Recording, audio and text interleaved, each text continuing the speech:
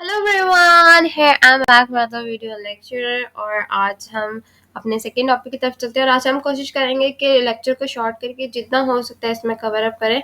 हम सारी आज स्टैंडर्ड रेफरेंस पोजीशंस में प्लेन्स, एक्सेस और इन चीज़ों को कवर कर देंगे ताकि हमारे पास एक फास्ट रिव्यू की वजह से आप लोगों को जल्दी जल्दी देखने में आसानी हो और आप जल्दी जल्दी इस चीज़ को ओवरव्यू कर सकें। ठीक है, हम सबसे पहले अपने केस स्टडी की तरफ चलते हैं। जैसे मैंने पहले भी कहा, ये सब आपकी बुक से ही बनाऊंगी और मैं खुद बनाऊंगी, कहीं से मैंने यहाँ से केस सिनेरियोज नहीं लिए, कहीं नेट से नहीं लिए हुए, ये मेरे अपने क्रिएट किए हुए केस सिनेरियोज हैं।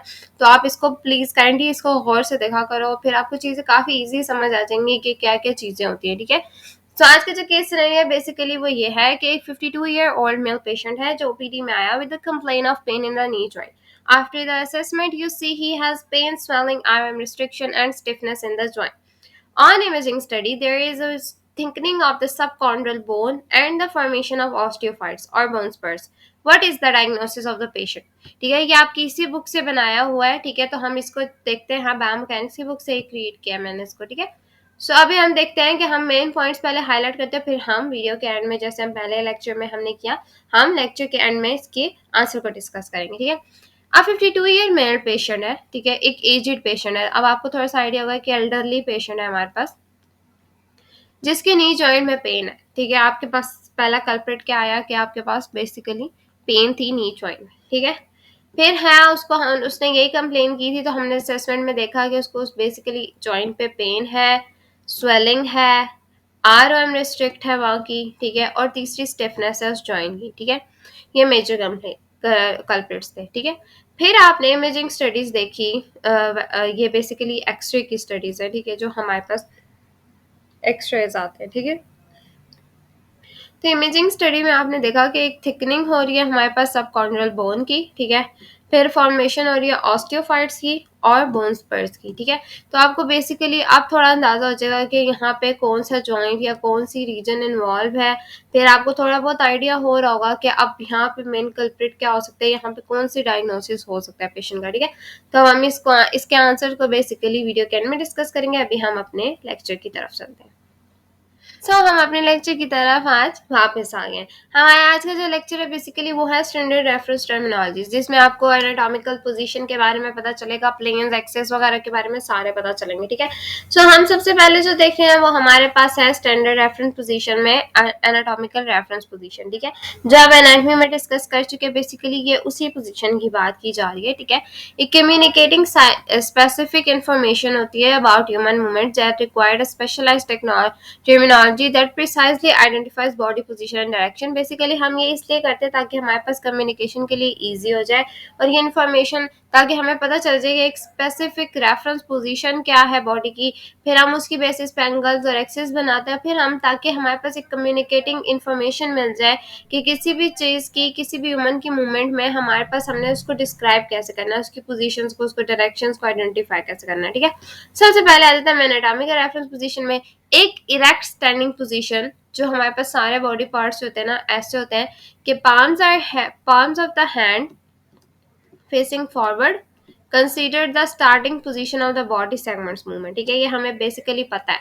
पाल्म्स जो होते हैं ना हैंड, वो हमारे पास यूं खुले हुए होते हैं। अगर मैं आपको ऐसे ड्रॉ करके यहाँ पे भी दिखा देती हूँ, हमारे पास ऐसे पोजीशन होती है। ठीक है, बंदे की फीट भी फॉरवर्ड तरफ है। ठीक है, और आपके पाम्स भी जो है वो आगे की तरफ इस तरह से, हाथ आपके इसी तरह से खुले होते हैं और पाँव बेसिकली ना आपके यूं फ्रंट साइड पर, मतलब स्टैंडर्ड स्टैंडिंग जो पोजीशन होती है ना आपके, उस तरह से होते हैं। ठीक है, फिर आपके जो है आईज जो होती है वो आप सामने की तरफ देख रहे होते हो। ठीक है, इस तरह से हेड बिल्कुल स्ट्रेट होता है।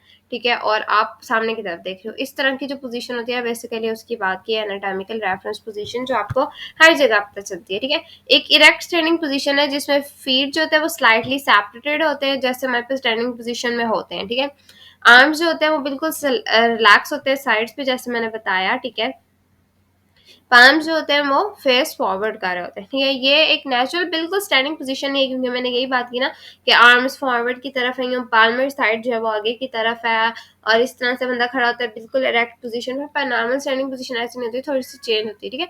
सो जो नेचुरल स्टैंडिंग पोजीशन है ये उस तरह की नहीं होती, पर ये उससे काफ़ी रिलेटेबल होती है, ठीक है। बॉडी की ओरिएंटेशन जो होती है वो थोड़ी सी रेफरेंस पोजीशन, और इसको बेसिकली हम रेफरेंस पोजीशन यूज़ करते हैं या स्टार्टिंग पोजीशन यूज़ करते हैं जब हम मूवमेंट्स या टर्म्स को डिफाइन कर रहे होते हैं, ठीक है। ये है बेसिकली हमारे पास पहली एनाटॉमिकल रेफरेंस पोजीशन, ठीक है। अगर किसी ने डिटेल लेक्चर देखा होगा तो उसको पता होगा कि हम उसमें काफी डिटेल में डिस्कस कर चुके हैं, ठीक है।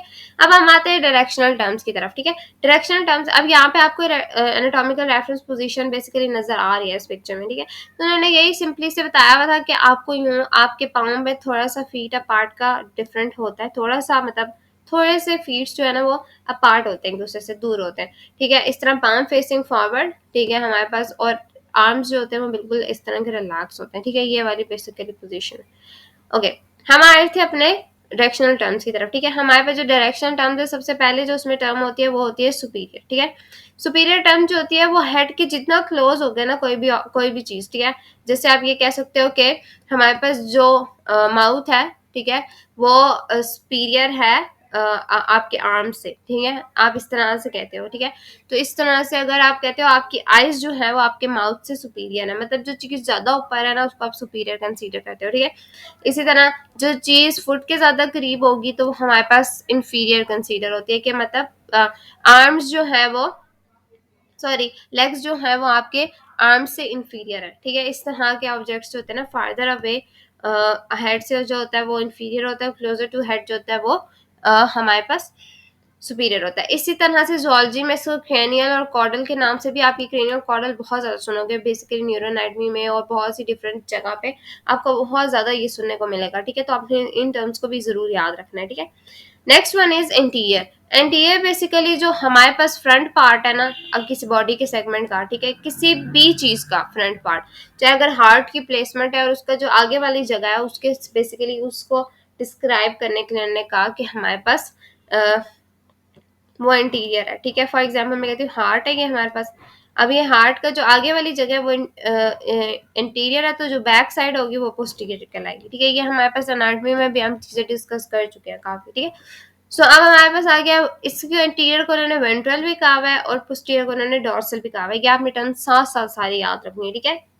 फिर आ जाता है हमारे पास मीडियल। मीडियल होते हैं टुवर्ड्स द मिड लाइन, जितनी बॉडी के, ये एक आप ऐसे कंसीडर कर लो ना कि ठीक है एक बॉडी के बीच में आपकी मिड लाइन है, ठीक है, और इस मिड लाइन के जितना करीब ऑब्जेक्ट होगा ना तो हम कहेंगे ये मीडियल ही है, और ये जितना दूर होगा तो हम कहेंगे ये लेटरल ही है, ठीक है। ये मीडियल हो गया और ये लेटरल हो गया।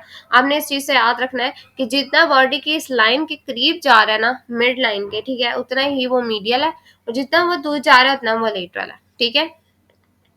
इसकी एग्जाम्पल ऐसे देती हूँ कि जो हमारे पास है, अगर मैं कहती हूँ मीडियल की एग्जाम्पल होती है, अच्छा आप ऐसे ले लो मीडियल की एग्जाम्पल कि जो हमारे पास हार्ट के ना हार्ट, ठीक है, वो मीडियल ही है हमारे पास आर्म के, ठीक है, मतलब आर्म के जो है वो मीडियल है, अपने आपके लेफ्ट आर्म से जो है वो मीडियल साइड पे है हार्ट, ठीक है। इस तरह से आप जो है ना, ये सिर्फ एक रफ सी एग्जांपल है, इतनी ज्यादा मैंने कोई डिटेल में एग्जांपल नहीं दिया, ठीक है, ना सोचे समझे बगैर दे दिया, ठीक है।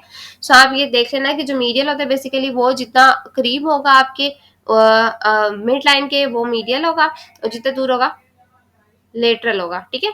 फिर हम आ जाते हैं अपने प्रॉक्सिमल और डिस्टल पे, ठीक है। प्रॉक्सिमली बेसिकली जो हमारे पास ट्रंक से ज्यादा क्लोज होती है ना रीजन, उसको हम कहते हैं प्रॉक्सिमल, ठीक है। जैसे अगर हम कहते हैं कि ये वाला जो रीजन है ना, ठीक है, वो ये हमारे पास सारा ट्रंक का पोर्शन होता है, रुको हम इसको पहले रब करते हैं ना फिर मैं बताती हूँ, ठीक है। हम बेसिकली इन सारी लाइंस को रब कर लेते हैं ताकि हमारे पास डिस्ट्रैक्शन कम हो, ठीक है। सो हमारे पास क्या है कि ये जो सारा एरिया ना, ठीक है, ये वाला, ठीक है, हमने कहा इसको ट्रंक का एरिया का है, ठीक है। अब जो हमारे पास ये वाला एरिया ना, ठीक है, ये करीब है ना आपके पास प्रॉक्सिमिटी के, ठीक है, तो ये प्रॉक्सिमल है। इसी तरह आर्म का एरिया जो है वो करीब है ना आपके पास, ठीक है, ये वाला, तो हमारे पास ये प्रॉक्सिमल है। जितना दूर जाते जाओगे तो ये हमारे पास डिस्टल होता जाएगा, ये वाला रीजन डिस्टल है, ये आर्म्स के रीजन डिस्टल है, ठीक है। इस तरह एक ऑब्जेक्ट दूसरे से डिस्टल होता जाएगा, ठीक है। इसको हम कहते हैं प्रॉक्सिमल और डिस्टल, ठीक है। सुपरफिशियल बेसिकली अगर मैं एक सिंपल सी एग्जांपल दूं ना हमारे पास, ठीक है, तीन चीजें हैं हमारे पास, ठीक है, तीन चीजें हैं हमारे पास, और एक दूसरे के ऊपर पड़ी हुई है, ठीक है। अब हम यहाँ पे बॉडी की एग्जाम्पल नहीं दे रहे, ये मतलब मैं कहती हूँ एग्जाम्पल देते, 3 बुक्स हैं एक दूसरे के ऊपर पड़ी हुई है, ठीक है। जो सबसे ऊपर वाली बुक है वो बेसिकली सुपरफिशियल कंसीडर होगी, जो सबसे नीचे वाली बुक है वो हमें बेसिकली डीप कंसीडर होगी, ठीक है। तो इस तरह से उन्होंने बॉडी की सरफेस को डिवाइड किया कि जो सबसे ऊपर वाली जगह है, मतलब जो आपकी स्किन होगी बेसिकली, वो सबसे सुपरफिशियल है आपके ऑर्गन से, ठीक है। तो इस तरह जो डीप के स्ट्रक्चर है, मतलब जो डीप मसल्स हैं, सारी बॉडीज है, वो हमारे पास क्या आएगी, डीप आएगी स्ट्रक्चर्स, ठीक है। अब हम आ जाते हैं, इसको पढ़ लेते हैं। All these directional terms can be paired as antonyms, words having opposite meaning, saying that the elbow is proximal to the wrist। ये मैंने बात की थी, elbow जो होती है wrist proximal है, is as correct as saying that wrist is distal to the elbow। wrist जाहिर सी बात है नीचे, तो हम ये कहेंगे wrist जो है वो distal elbow से, ठीक है। मतलब दोनों तरीके से proximal और distal जो है वो आप यूज कर सकते हो as an antonyms, ठीक है। Similarly nose is superior to the mouth, ठीक है, और mouth is inferior to the nose. Basically इन्होंने टर्म्स के आपको सिंपल सी एग्जांपल्स दे दिए हैं, ठीक है। अब हम चलते हैं अपने एनाटॉमिकल रेफरेंस प्लेन्स की तरफ, ताकि हम जल्दी जल्दी इसको कवर करें, ठीक है। 3 मेजर प्लेन्स हैं जिसको आप जगह जगह डिस्कस करते हो, सैजिटल, ठीक है, फ्रंटल एंड ट्रांसवर्स, ठीक है। और बेसिकली इनको कार्डिनल प्लेन्स भी कहा जाता है, ठीक है। 3 imaginary cardinal planes bisect the mass of the body in 3 dimensions, ठीक है। बेसिकली प्लेन जो होता है वो 2 डायमेंशनल सरफेस है with an orientation defined by a spatial coordinates the 3 discrete points not all contained in the same line, ठीक है। उन्होंने कहा है कि हमारे पास प्लेन जो होता है वो एक 2 डायमेंशनल सरफेस होती है, ठीक है। और ये बेसिकली हम इसलिए कंसीडर करते हैं ताकि हमारे पास एक बॉडी को हम पार्ट्स में डिवाइड करें, ताकि हमारे पास एक इजीली टर्म्स डेवलप हो जाए जिससे हम रेफरेंस ले सके दूसरे को, ठीक है। तो उन्होंने ये बात की कि एक 3 इमेजिनरी परपेंडिकुलर रेफरेंस प्लेन्स होते हैं जो बॉडी के पार्ट्स को हाफ में डिवाइड करते हैं बाय मास, ठीक है। मतलब जो हमारा बॉडी का मास है ना, उसकी वजह से। अब उन्होंने ये बात की है कि it may be thought of as an imaginary flat surface. एक फ्लैट सरफेस को अगर आप लेते हो ना, इसी तरह से उन्होंने इसको भी कंसीडर किया। सबसे पहले आ जाता है हमारे पास सैजिटल प्लेन, जिसको हम एंटीरियर पोस्टीरियर प्लेन कहते हैं, और ये हम बहुत बार डिस्कस कर चुके हैं, ठीक है। मतलब तकरीबन हर जगह आपको यही पढ़ाया जा रहा होता है कि सैजिटल प्लेन क्या होता है, फ्रंटल प्लेन क्या होता है, ट्रांसवर्स प्लेन क्या होता है, और ये बार बार आपको चीज बार बार सिखाई जाएगी। ओके, सैजिटल प्लेन की हम बात कर रहे थे, ठीक है। सैजिटल प्लेन में बेसिकली क्या होता है ना, अगर आपके पास एक बॉडी है, मैं अगर ऐसे ही आपको बना के यहाँ पे दिखाती हूँ, ठीक है। सो हम थोड़ा सा कलर चेंज कर लेते हैं ताकि हमारे पास ना विजिबल ईजी हो जाए, ठीक है। तो हमारे पास जो है, अगर मैं आपको एक बॉडी, कोई भी बॉडी कंसिडर करते हैं, ठीक है, तो ये जो बॉडी है ना, ये इसकी हम कंसिडर करते हैं राइट साइड है, ठीक है, और ये हम इसकी कंसिडर करते हैं लेफ्ट साइड है, ठीक है। अगर मैं बॉडी को इस तरह से 2 हाफ्स में डिवाइड करती हूँ ना, तो हमारे पास बेसिकली ये कहलाता है हमारे पास सैजिटल प्लेन, ठीक है। इसको हम एंटीरियर पोस्टीरियर प्लेन भी कहते हैं, ठीक है। और ये हम बाद में डिस्कस करेंगे क्यों इसको एंटीरियर, क्योंकि हमारे पास इसमें एपी दोनों पोर्शन आ रहे होते हैं, ठीक है। मतलब जो इसमें मूवमेंट्स कंसीडर करते हैं ना, वो हम आगे और पीछे की मूवमेंट्स होती है, ठीक है, जैसे हम आगे डिस्कस करेंगे से। फिर हम आ जाते हैं दूसरे प्लेन की तरफ, जो है हमारे पास फ्रंटल प्लेन। इसी तरह का एक बॉक्स लिया, ठीक है, और अब मैं इस बॉक्स को अगर मैं इस तरह से बनाती हूँ कि हमारे पास ये बॉक्स है, ठीक है, और ये इस बॉक्स की जो है ना वो बैक साइड है, ठीक है। फॉर एग्जाम्पल हम यहाँ क्यूब से कंसीडर करते हैं, ठीक है। तो मैं ये कहती हूँ कि मैंने इस बॉक्स को यूं डिवाइड किया कि इसकी फ्रंट और बैक साइड अलग अलग हो जाए, ठीक है। मतलब इसकी जो फ्रंट साइड है वो अलग हो जाए, ठीक है, और इसकी बैक साइड जो है वो अलग हो जाए, 2 हाफ्स में डिवाइड हो जाए। तो इस केस में हमारे पास होता है कि हम कहते हैं हमारे पास ये आ गया है फ्रंटल प्लेन, और इसको हम क्रोनल प्लेन भी कहते हैं, ठीक है। अब राइट और लेफ्ट में था जो हमारे पास वो सैजिटल प्लेन था, फ्रंट और बैक में तो था वो हमारे पास फ्रंटल प्लेन था। तो हमारे पास जो लास्ट वाला बचा था ना, जिसको हम ट्रांसवर्स प्लेन कह रहे हैं, उसमें बेसिकली हम ऊपर और नीचे के हाफ्स में डिवाइड करते हैं, ठीक है। मतलब ये ऊपर वाला हाफ है अपर, और ये नीचे वाला हाफ है लोअर, ठीक है। अपर और लोअर हाफ में हम डिवाइड करते हैं इसको, जिसको हम टॉप और बॉटम हाफ भी कहते हैं, ठीक है। यहाँ हमारे पास 3 प्लेन्स को जो हम डिस्कस करें, हमारे पास तीनों इजिली आपको अब समझ आ जाने चाहिए, ठीक है। लेफ्ट और राइट हाफ में जब हम बॉडी को बीच में से डिवाइड करेंगे तो हमारे पास आएगा सैजिटल प्लेन, ठीक है। फ्रंट और बैक साइड में हम जब डिवाइड करेंगे तो हमारे पास आ जाएगा फ्रंटल प्लेन, ठीक है। और जब हम अपर और लोअर हाउस में डिवाइड करेंगे या टॉप और बॉटम हाउस में डिवाइड करेंगे तो हमारे पास आ जाएगा ट्रांसवर्स प्लेन, ठीक है। सो अब उन्होंने कहा कि एक बंदा जब हमारे पास रेफरेंस पोजीशन में खड़ा है ना, तो हम उसके इन तीनों पार्ट्स में डिवाइड करेंगे, ठीक है, मतलब इन तीनों प्लेन्स में उसको डिवाइड किया। For an individual standing in an anatomical reference position, the three cardinal planes all intersect at the single point, ठीक है। अब उन्होंने कहा कि ये ना तीनों प्लेन्स, ठीक है, तीनों प्लेन्स को अगर इन्होंने एक ही पिक्चर में कंसीडर किया ना, उन्होंने कहा अगर ये तीनों एक ही जगह पे किसी एक पॉइंट पे ऐसा होगा कि एक दूसरे से मीट करेंगे, इंटरसेक्ट करेंगे, उस पॉइंट पे इन्होंने कहा है कि बॉडी सेंटर ऑफ मास और सेंटर ऑफ ग्रेविटी है, ठीक है। इसको हम कहते हैं सेंटर ऑफ ग्रेविटी। हमारे पास जो बॉडी में बेसिकली होती है, हम sacral plexus sorry sacral vertebra में हम S2 में होती है, ठीक है, मतलब मेजरली जो हमारे पास यहाँ पे बताई जाती है, ठीक है, जो हमारी बॉडी में होती है। लेकिन उन्होंने कहा कि एक ऐसा पॉइंट होता है हर बॉडी में जहाँ पे कि तीनों प्लेन्स जो होते हैं वो इंटरसेक्ट करते हैं और उस पॉइंट को सेंटर ऑफ ग्रेविटी का है, ठीक है। Three imaginary reference planes exist only with the respect to the human body. If a person turns at an angle to the right, the reference plane also turn at the right. ठीक है, मतलब उन्होंने कहा कि simple सी body के ऊपर depend करता है। अगर बॉडी राइट साइड की है तो राइट, अगर वो एंगल लेते राइट साइड पे, ठीक है, एंगल होता है उसका राइट, तो राइट एंगल है, ठीक है, एंगल टू द राइट, तो हमारे पास प्लेन्स भी उस हिसाब से चेंज हो जाएंगे, रेफरेंस प्लेन्स उस हिसाब से चेंज होंगे, ठीक है।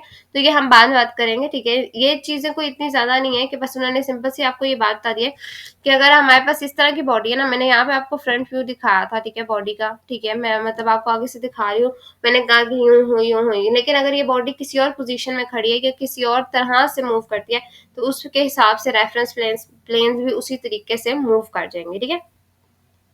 ये बात उन्होंने की। Although the entire body mass may move along a parallel or cardinal planes, the movements of individual body segments may also be described as the sagittal plane movements, ठीक है। अब उन्होंने कहा जो मूवमेंट्स थी, मैंने वही बात की थी, sagittal plane मूवमेंट्स आती है, फ्रंटल प्लेन मूवमेंट्स आती है और ट्रांसवर्स प्लेन मूवमेंट्स आती है। इनमें हम मूवमेंट्स बेसिकली कौन कौन सी मूवमेंट्स किस किस में होती हैं तो हमारे पास उसके बेस पे करते हैं, ठीक है। अब उन्होंने कहा है कि जो फॉरवर्ड और बैकवर्ड मोशंस होते हैं ना, वो हमारे पास sagittal प्लेन की मूवमेंट्स हैं, ठीक है। जो फॉरवर्ड रोल एग्जीक्यूट करता है बॉडी, ठीक है, हमारे पास बेसिकली जिसको हम फ्लेक्शन कहते हैं मोस्टली, ठीक है, फ्लेक्शन एक्सटेंशन की जो मूवमेंट होती है ना, बेसिकली सैजिटल प्लेन की मूवमेंट है, ठीक है। अब during running in the place, the motion of the arm and legs is generally forward and backward, although the motion of the planes of motion pass through the shoulder and hip joint rather than the center of body। तो उन्होंने basically हमारे पास हिसाब से बात की थी कि जो मोशन फॉरवर्ड और बैकवर्ड मूव करता है ना, वो हमारे पास जो हो गया सैजिटल प्लेन में आता है और वो फ्लेक्शन एक्सटेंशन है, ठीक है। इस तरह जो फ्रंटल में आती है ना, बेसिकली वो हमारे पास वो मूवमेंट्स होती हैं जो साइड टू साइड हो रही है, ठीक है। फ्रंटल प्लेन में आपको नजर आ रहा होगा साइड लेटरल मूवमेंट्स, तो एबडक्शन एडक्शन जो होती है ना, बेसिकली वो इसमें आती है, ठीक है। हम इसको जब मैंने डिटेल में लेक्चर डिस्कस किए हैं उनमें काफी हमने बताया हुआ है, ठीक है। तो मैं यहाँ पे सिर्फ आपको सिंपल सिंपल सी बातें बताऊंगी, ठीक है, ठीक है। अब हमारे जाते हैं, मैंने कहा फ्रंटल प्लेन में हमारे पास जो थी वो फ्लेक्शन एक्सटेंशन थी। हम इनकी एग्जांपल्स को भी यहाँ पे टोटल डिस्कस नहीं करती क्योंकि ये बहुत लंबा हो जाता है लेक्चर, ठीक है।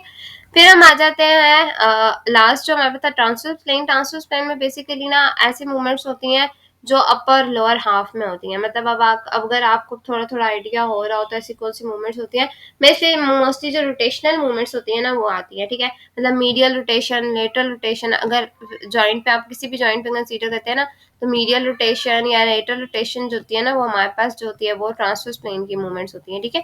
पर हम यहाँ पे इन चीज़ों को बहुत ज़्यादा डिटेल में डिस्कस नहीं करेंगे, बस हमें इतना पता चाहिए क्योंकि हम ट्रांसवर्स प्लेन की बात कर रहे हैं तो हमारे पास बेसिकली हम इसमें वो मूवमेंट्स डिस्कस करेंगे जो हमारे पास ट्रांसवर्सली हमारे पास हों, ठीक है। जैसे हमने कहा ना अपर और लोअर हाफ में हम इसको डिवाइड करें, तो वो जो मूवमेंट जो हमारे पास उस प्लेन में होंगी, ठीक है, वो हमारे पास कौन से होंगी, मीडियल रोटेशन और लेटरल रोटेशन, ठीक है।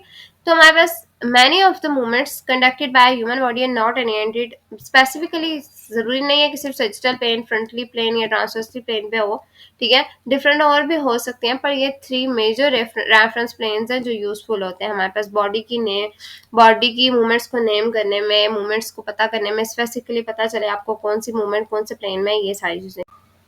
अब हम आ गए हैं एनाटॉमिकल रेफरेंस एक्सेस पे, ठीक है। हमारे पास जो एनाटॉमिकल रेफरेंस एक्सेस है ना, बेसिकली वो ये हैं कि तीन तरह के एक्सेस हैं, ठीक है। वही हमारे पास मीडियो लेटरल है, ठीक है, दूसरा हमारे पास एंटीरियर पोस्टीरियर है और लॉन्गिट्यूडनल है, ठीक है। मीडियो लेटरल से जो हमारे पास बेसिकली बात आती है ना, हमारे पास बात आती है वो वाला प्लेक्सिस जो सैजिटल प्लेन में प्रेजेंट है, ठीक है। इंटीरियर पोस्टीरियर से बात आती है तो ये हमारे पास वो एक्सिस होता है जो फ्रंटल प्लेन में, और लॉन्गिट्यूडनल से बात आती है तो वो हमारे पास ट्रांसवर्स प्लेन में जिसमें रोटेशंस होती हैं, ठीक है। अब आपको थोड़ा थोड़ा आइडिया हो रहा होगा कि हमारे पास हमने एक्सिस और प्लेन्स को कैसे डिस्कस करना है, ठीक है।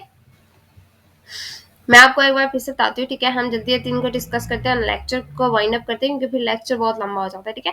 सो एनाटॉमिकल रेफरेंस एक्सिस को अगर हम सिर्फ इसको पिक्चर से समझते हैं ना तो हमें आइडिया हो जाएगा, ठीक है।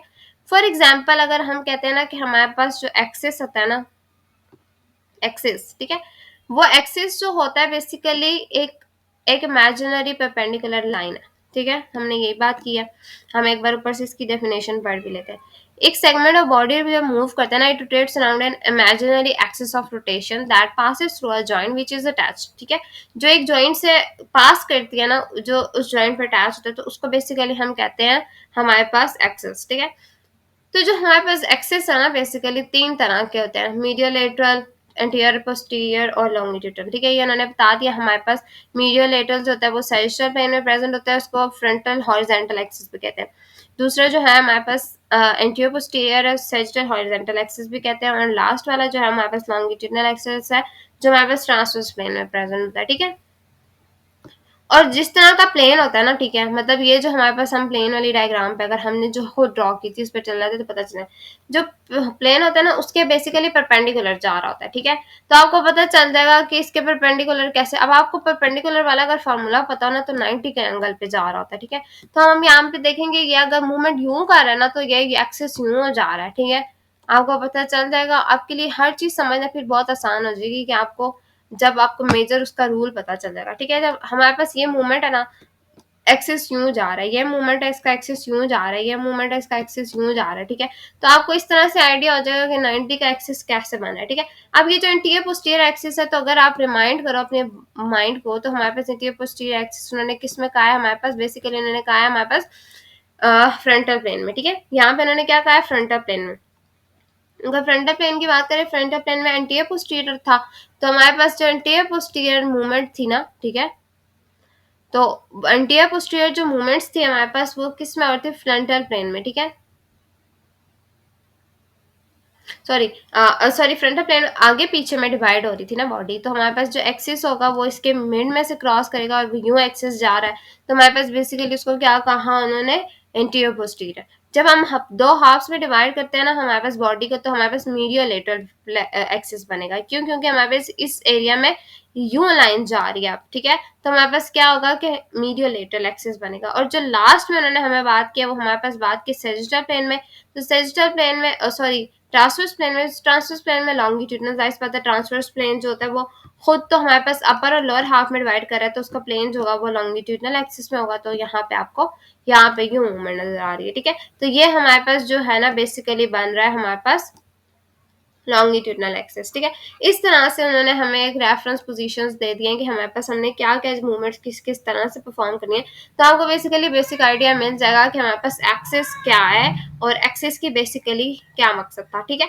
तो ये हमारे पास आगे एक्सिस और रेफरेंस प्लेन्स, और हमने आज डिस्कस कर लिए थे कार्डिनल प्लेन्स को, रेफरेंस प्लेन को, डायरेक्शनल टर्न्स को, और हमने अपनी एनाटॉमिकल रेफरेंस पोजीशन को डिस्कस किया। So thanks for watching. अगर कोई चीज़ रह गई तो आप मुझसे कमेंट सेक्शन पूछ सकते हैं। हम अपने केस सिनेरियो की तरफ वापस जाते हैं और लेक्चर को वाइंड अप करते हैं। Thanks for watching. अब हम अपने केस सिनेरियो की तरफ वापस आ गए, ठीक है। हमारा जो केस सिनेरियो था ना बेसिकली वो हमने कहा था 52-ईयर-ओल्ड मेल पेशेंट है जो ओपीडी में आया, उसको नी में पेन थी, ठीक है। जब हमने असेसमेंट की तो उसमें पेन, स्वेलिंग और आरएम की रिस्ट्रिक्शन आई, स्टिफनेस आई, ठीक है। आरएम रिस्ट्रिक्शन जब हम आरएम परफॉर्म करा के चेक करेंगे तो हमें पता चल जाएगा, ठीक है। जब हमने इमेजिंग स्टडीज देखी तो हमें पता चला कि थिकनिंग हो रही है सबकॉन्ड्रल बोन की, फॉर्मेशन हो रही है ऑस्टियोफाइट्स की और बोन स्पर्स की। इस पेशेंट में डायग्नोसिस बेसिकली आपको अगर ढूंढना है तो आपको पता चल जाएगा। हम अपनी बुक की तरफ वापस जाते हैं। मैं बायोमैकेनिक्स की बुक को ही आपको दिखाऊंगी ताकि आपको थोड़ा सा आइडिया हो जाए कि हमारे पास बेसिकली हमने इसको कैसे देखना है, ठीक है। तो ओके, अब आप ये अपनी बुक में ही ढूंढोगे ना तो आपको मिल जाएगा। बेसिकली ये हमारे पास चैप्टर 5 के अंदर है, ठीक है। जो टर्मिनोलॉजीज है 135 पेज नंबर है, जो मेरे पास ओल्ड एडिशन है, ठीक है। न्यू एडिशन में हो सकता है पेजेस आपके इधर उधर हो, ठीक है। सो हमारे पास जो बेसिकली ऑस्टियोआर्थराइटिस है ना, बेसिकली मैंने कहा एक डीजेनरेटिव डिजीज है। अब बेसिकली आपको आंसर तो पता चल गया होगा क्योंकि मैंने आपको डायरेक्टली आपको आंसर की तरफ ही नहीं किया, ठीक है। तो हम इसमें से फाइंड आउट करते हैं बेसिकली हमने इसको फाइंड कैसे किया। सबसे पहली चीज जो थी ना, ऑस्टियोआर्थराइटिस एक डीजेनरेटिव डिजीज है, ठीक है। तो हमारे पास हमें समझ आ गया कि जब एज के साथ साथ इंक्रीज होती है ना, आपके पास एज इंक्रीज होती है तो आपके पास ये डिजीज होने के चांसेस ज्यादा है, ठीक है। अर्ली स्टेज पे उन्होंने कहा कि हमारे पास जो कार्टिलेज है ना वो अपनी स्मूथनेस को लूज कर जाती है, ठीक है। तो आपको थोड़ा थोड़ा अंदाजा हो रहा है कि कार्टिलेज जो है वो रफ हो गई है, ठीक है। Second word. थर्ड जो होता है, समटाइम जैसे होता है कि आर्टिकुलेटिंग बोन्स जो होती है ना सरफेसेस उसकी बेयर होने लग जाती है, ठीक है। ये आ गई थर्ड। अब आपके पास जो मेन पॉइंट्स ना वो ये थे, थिकनिंग ऑफ सबकॉन्ड्रल बोन, ठीक है, ये आ गया आपके पास। फिर आपके पास फॉर्मेशन हो गया ऑस्टियोफाइट्स की और बोन स्पर्स की, ठीक है। ये हमारे पास बेसिकली बोन स्पर्स जो होते हैं ना वो ऐसे, अगर आपको मैं बना के बताऊं, सॉरी, ये आपकी बोन है ना, ठीक है, पता नहीं मैंने क्या बना दिया, सॉरी, ये आपकी बोन है ना, ठीक है। तो अगर ये बोन है तो इस बोन के ना ये एजेस रफ हो जाएंगे और इससे इस तरह से ना थोड़े थोड़े से बाहर आने की शुरू हो जाएंगे, ठीक है। इस तरह से थोड़े थोड़े से बाहर आ जाएंगे, ये बोन स्पर्स कहलाते हैं, ठीक है। जब बोन टू बोन इंटरेक्शन होता है ना तो ये उस टाइम बनते हैं, ठीक है। तो ये बोन स्पर्स कहलाते हैं, ठीक है। नेक्स्ट पॉइंट जो हमारे पास आ जाता है वो हमारे पास थी पेन, स्वेलिंग, आर्म रिस्ट्रिक्शन और स्टिफनेस। तो हमारे पास मेन कल्प्रेट हमें फाइंड हो गया कि हमारे पास बेसिकली क्या था इस कंडीशन की, बेसिकली क्या थी कि कंडीशन में हमारे पास हम जो फाइंड आउट करें वो हमारे पास है केस स्टडी ऑस्टियोआर्थराइटिस का, ठीक है। तो हम वापस चलते हैं। ओके, अब हमें पता चल गया पेन थी नी जॉइंट में, पेन, स्वेलिंग, आर्म की रिस्ट्रिक्शन, स्टिफनेस आई थी जॉइंट में, थिकनिंग आई थी सबकॉन्ड्रल बोन की, फॉर्मेशन हुई थी ऑस्टियोफाइट्स की और बोन स्पर्स थे। तो हमारे पास इस पेशेंट में डायग्नोसिस क्या आ गया, हमारे पास बेसिकली ऑस्टियोआर्थराइटिस, ठीक है। और अभी भी कोई चीज आपको समझ नहीं आई तो आप मुझसे कमेंट सेक्शन में पूछ सकते हैं। आज का लेक्चर हमारा कंप्लीट हो गया, होप्स आपको वो चीज समझ आ गई होगी। मैंने जितनी कोशिश किया कि जितना ज्यादा हो सकता है वाइंड अप करूँ, क्योंकि बहुत से लोगों की यही रिक्वेस्ट है कि आप जल्दी बनाया करें, आपकी वीडियोस लंबी होती है, पर जितनी इन्फॉर्मेशन आपके लिए ज्यादा है ना तो आपके लिए फायदा है। क्योंकि मैंने पहले भी आप लोगों को ये बात बोली है कि एक्सेस नॉलेज कभी भी इंसान को जो है ना वो नुकसान नहीं देती लेकिन फायदा जरूर देती है, ठीक है। तो आपने ये चीज याद रखनी है कि आपने चीज को ज्यादा जरूर पढ़ना है, पर आपने उस टाइम पढ़ना है जब आपको पता हो कि आपके पास टाइम है। टाइम ड्यूरेशन, टाइम मैनेजमेंट सबसे पहले आती है, ठीक है। तो आपने एग्जाम्स के दिनों में अपने आप फास्ट रिव्यूज बेशक लेक्चर देखो, जितना हो सकता है तेज तेज इस चीज को कवर अप करो। So thanks for watching. अगर कोई चीज रह गई तो आप कमेंट सेक्शन में पूछ सकते हो और कीप सपोर्टिंग।